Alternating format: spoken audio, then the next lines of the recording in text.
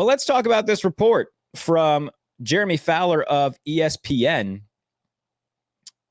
And this is directly written up by Chris Ward of Steelers Now, so I wanted to give the proper attribution there. Chris writes, according to Jeremy Fowler of ESPN, the Steelers wanted to get Pickens out of town before Rodgers' arrival. The organization thought the two big personalities would not mesh at all. Quote, staying with Pittsburgh-related matters, the Steelers moved on for Pickens for a few reasons. This is from Jeremy Fowler. His maturity issues were well known within Pittsburgh's locker room and front office, so the Steelers made the evaluation that Pickens and Rodgers probably would not hit it off. And so, while so many people, after the DK Metcalf trade were speculating, that Rodgers was going to be there and wondering, okay, are they going to have Rodgers and Metcalf and Pickens? And that was a time where they still thought, many thought that the Steelers could still draft Jaire Sanders. So are they going to really have a locker room with Rodgers, Metcalf, Pickens, and Jaire Sanders at the same time? That would have been just extremely chaotic from a media standpoint, from a personality standpoint. And so understanding that Rodgers was on the way, by the way, they traded Pickens at the beginning of May. So they very well knew that Rodgers was going to be a Steeler. So they get rid of Pickens because they knew, all right, Rodgers and him are not going to get on. The immaturity is a real problem. And by the way, not just for Rodgers, but I've said this before and I've written it. Be sure to follow all the written work, by the way, Behind the Steel Curtain, of which I'm the managing editor. So be sure to keep up with all the written work, Steelers-wise as well, everybody. But I wrote about it earlier this year.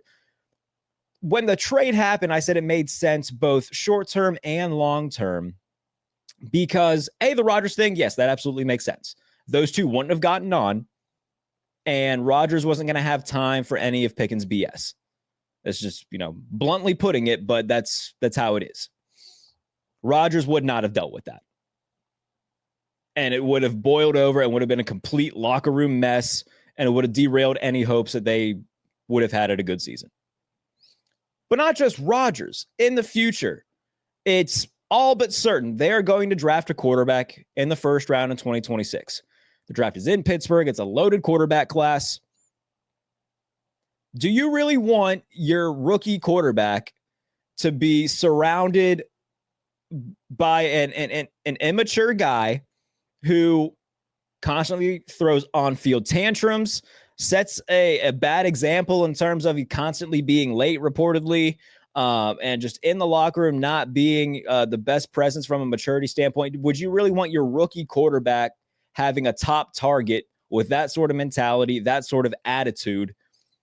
You wouldn't. It doesn't matter who they draft, whether it's Cade Klubnik or Garrett Nussmeier or Drew Aller, Lenora Sellers. It doesn't matter who you bring in if the culture isn't set up to help him succeed. And the Steelers have had their own problems developing quarterbacks. That's not exactly a secret. But having a top target who's going to want to see the ball, a guy with the mentality that Pickens had in terms of, knowing that he could show up late and get away with a lot more because the Steelers didn't have a lot of options. Well, they traded for DK Metcalf because they knew, all right, we got to get this guy out of the locker room because it's just too much to handle. And so, again, not just for Rodgers would it not have worked, but in the future, no matter who the quarterback was that you drafted, having that constant headache be part of your offense, be part of your culture, being part of your locker room, that could have derailed the development of whoever the quarterback was. So makes a lot of sense why they moved on, even more in hindsight now, considering that, they pretty much knew Rodgers was going to be there. They didn't want to have to worry about both of those personalities meshing. It's pretty evident that, again, Rodgers wouldn't have dealt with the BS that Pickens brought. And say what you want about DK Metcalf in terms of he's had a few on-field, I don't want to say crash outs, but, he's gotten emotional on the field a few times. But in terms of his work ethic, in terms of, constantly wanting to be great, putting in the work to do it. Him and Aaron obviously got together at UCLA earlier this spring, and Aaron spoke glowingly of him in his first comments as a Steeler. I do think that Pickens' attitude And the documented issues regarding that are far, far worse than anything that Metcalf has shown. Metcalf's, come from frustrations of, not winning or, occasionally not seeing the ball. But I think for the most part, it's not a culture thing, and it's not we don't want to be around this guy thing. It comes from a place of wanting to win. Not saying that Pickens didn't want to win, but I do think that he realized, okay, I'm going to have a little bit more liberty because nobody behind me is going to be able to do what I do.